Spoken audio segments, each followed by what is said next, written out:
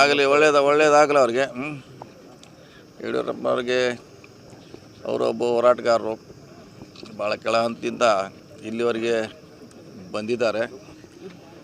So ಅವ್ರ ಉತ್ಸವ ನಮ್ಗೆ ಕೂಡ ಅಷ್ಟೇ ಸಂತೋಷ. ರಾಜಕೀಯ ಬೇರೆ, ಪಾರ್ಟಿ ಬೇರೆ. ವ್ಯಕ್ತಿಗತ ಬಂದಾಗ ಈಗ ಅವರ ಹುಟ್ಟುಹಬ್ಬ ಅದು. ಸೊ ಎಲ್ಲರನ್ನ ಸ್ವಾಗತ ಮಾಡಬೇಕಾಗುತ್ತೆ, ಅವರಿಗೆ ಅಭಿನಂದಿಸ್ಬೇಕಾಗುತ್ತೆ. ನಾವು ಕೂಡ ಅವ್ರಿಗೆ ಅಭಿನಂದಿಸ್ತೇವೆ. ಅವ್ರ ಪಕ್ಷದಲ್ಲಿರುವಂಥ ಕೆಲವ್ರ ಬಗ್ಗೆ ಎಚ್ಚರಿಕೆ ಇರಬೇಕು. ಯಾಕೆಂದರೆ ಅವ್ರನ್ನು ಸ್ಥಾನದಿಂದ ಕೆಳಗಿಳಿಸಿದ್ದಾರೆ. ಈಗ ಅವರೇ ಉತ್ಸವ ಮಾಡಲಿಕ್ಕೆ ಹೊಂಟಿದ್ದಾರೆ.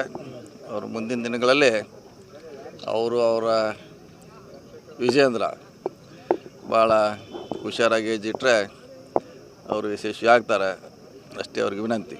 ತಮಿಳುನಾಡಲ್ಲಿ ಹೇಳಿದ್ರು ಸರ್, 5 ವರ್ಷ ನಾನೇ CM ಆಗಿರ್ತೀನಿ, 5 ವರ್ಷ ಅಧಿಕಾರದಲ್ಲಿ ಇರುತ್ತೆ, ಅದೇ 5 ವರ್ಷ ನಾನೇ ಇರ್ತೀನಿ ಅನ್ನೋಂಥ ಅವ್ರು ಹೇಳಿದ್ದಾರೆ. ಅದು ಅವ್ರಿಗೆ ಸಂಬಂಧಪಟ್ಟದ್ದು ಅವ್ರು ಹೇಳಿದ್ದಾರೆ.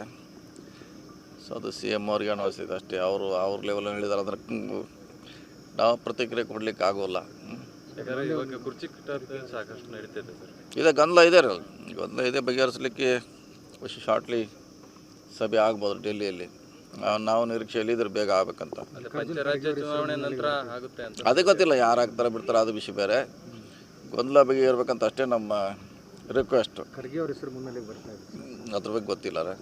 ಅದು ಅಂತಿಮವಾಗಿ ಹೈಕಮಾಂಡ್ ಮಾಡಬೇಕು. ಸರ್. ಈಗೆಲ್ಲ ನಿಮ್ಮ ಅಭಿಮಾನಿಗಳು ಹೇಳ್ತಾ ಇದ್ದಾರೆ, ಎಲ್ಲ ಕೊಟ್ಟ ಟಾಸ್ಕ್ಗಳನ್ನ ಪೂರೈಕೆ ಮಾಡ್ತಾ ಇದ್ದಾರೆ, ಅಧ್ಯಕ್ಷ ಸ್ಥಾನ ಕೊಡಬೇಕು, KPCC ಅಧ್ಯಕ್ಷ ಸ್ಥಾನ. ನೋಡೋಣ, ಅದು ಹೈಕಮಾಂಡಿಗೆ ಬಿಟ್ಟಂಥ ವಿಚಾರ.